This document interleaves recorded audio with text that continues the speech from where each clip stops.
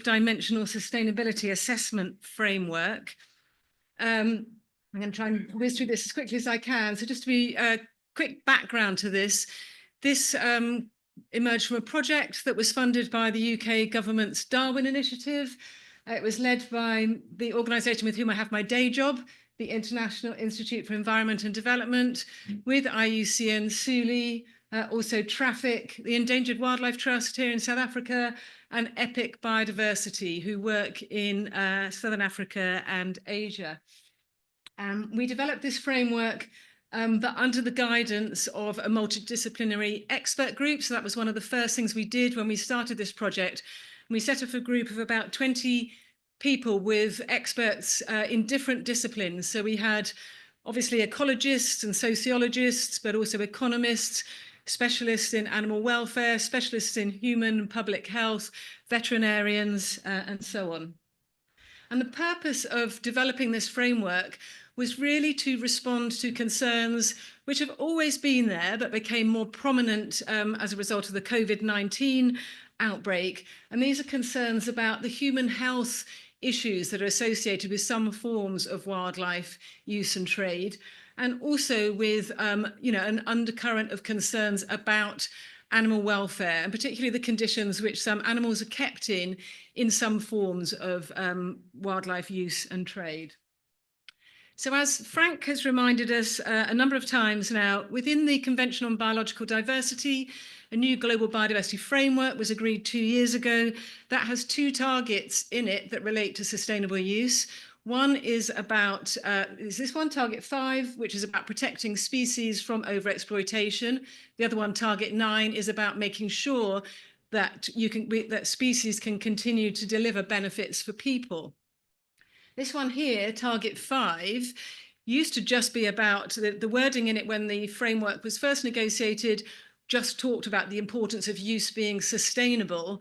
And then again, bearing in mind that the framework was negotiated over those 2 years of COVID, introduced this additional wording around safety as well as legality.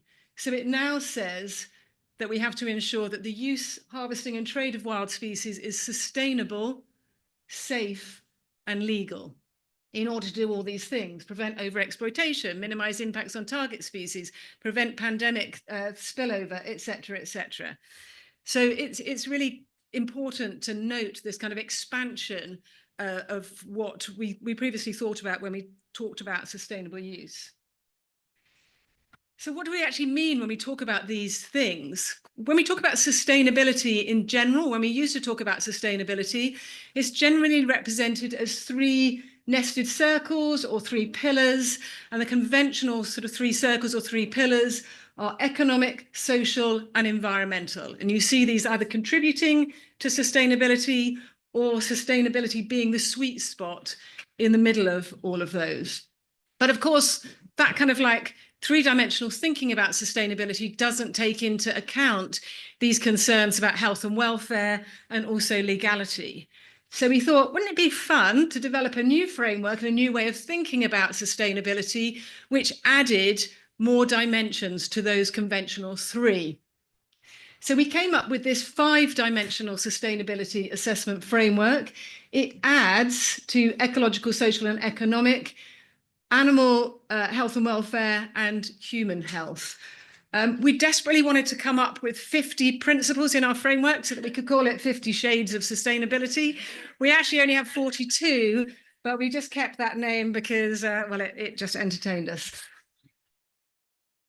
So the framework, as I say, it has these 5 dimensions, and then it also has a 6th sort of sneaky dimension of cross-cutting principles, which apply to all of the 5 dimensions. So the cross-cutting principles take into account issues around legality, traceability, governance, adherence to best practice, and so on.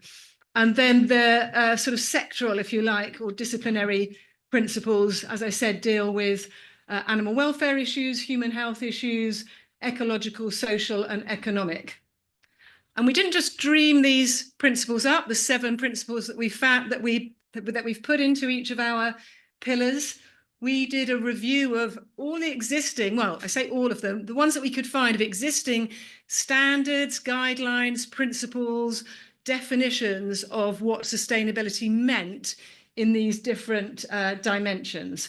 So these included CBD guidance, the CITES non-detriment findings process, recommendations coming out of the ITBEST sustainable use assessment, but also World Organization for Animal Health, animal welfare standards, World Health Organization guidance on how to prevent pathogen transmission. We looked at the Fair Wild Standard.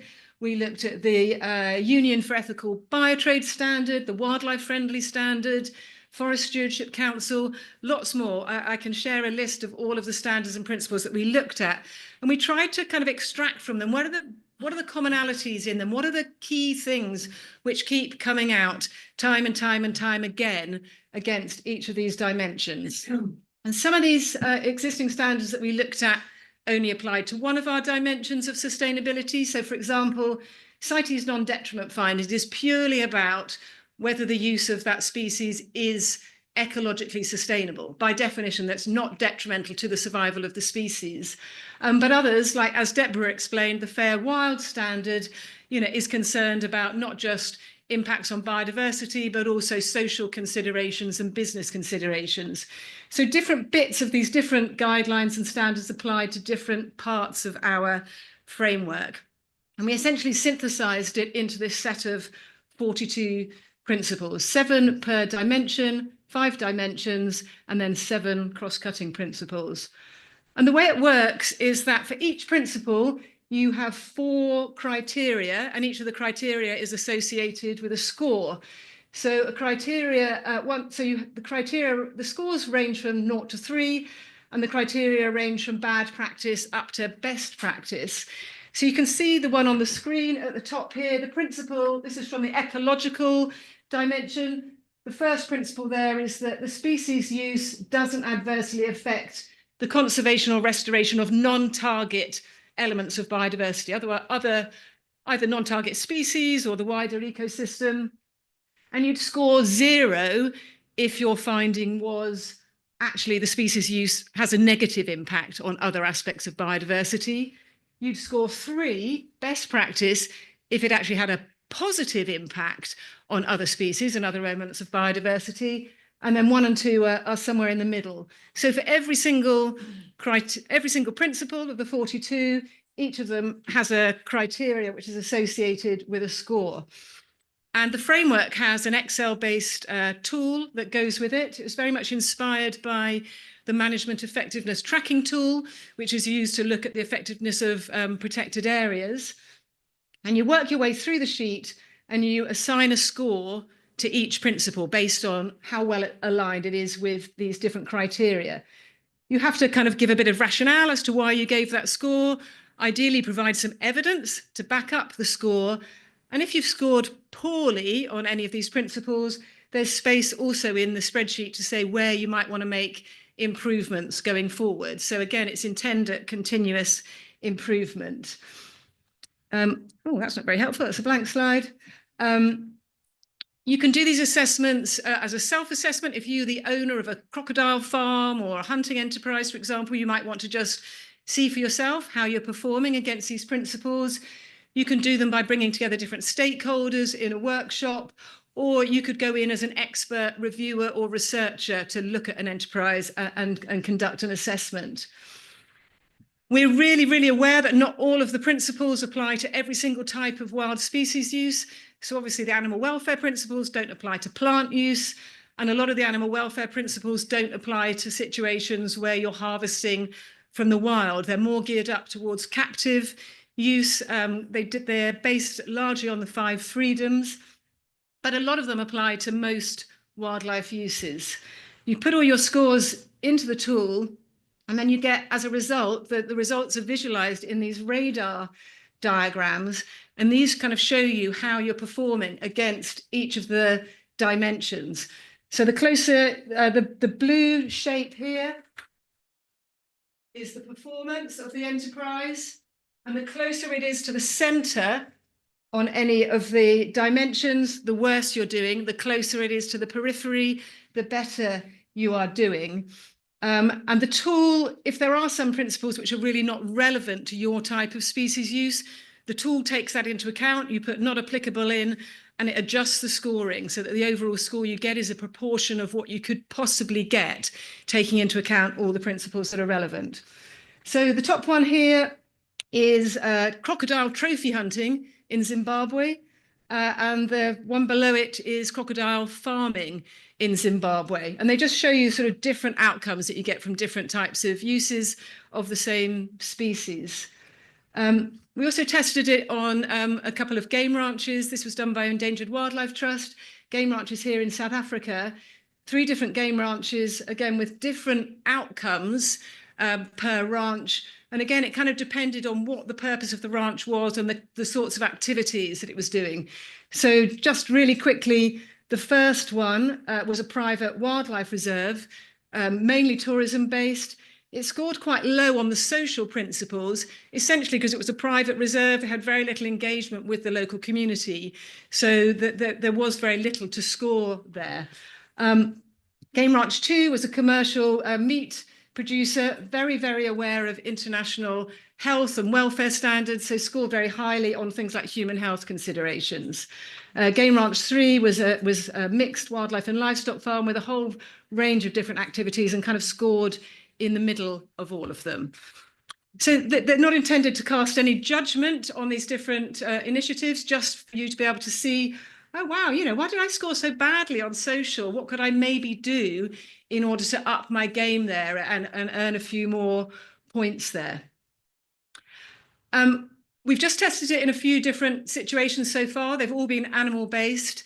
So as I pointed out, Epic Biodiversity did the 2 crocodile-related ones. They also looked at python farming in Indonesia. Endangered Wildlife Trust looked at these game ranches in South Africa, and Traffic applied the framework to the nascent game meat industry, the whole industry in Tanzania. Kudra is here in the audience. He led that work, and he would be able to, I'm sure, talk anybody that's interested through with the findings that they had from Tanzania. We're really interested now to try and raise funds to further roll this out and test it against a wider variety of uses and a wider variety of taxa, and different modes of assessment, whether it's self-assessment, independent assessment, in groups, on your own, however we might do it. And on the basis of that testing and feedback, we'll further refine the principles and criteria. And we're really interested to explore its potential for transforming into a standard rather than just a self-assessment tool.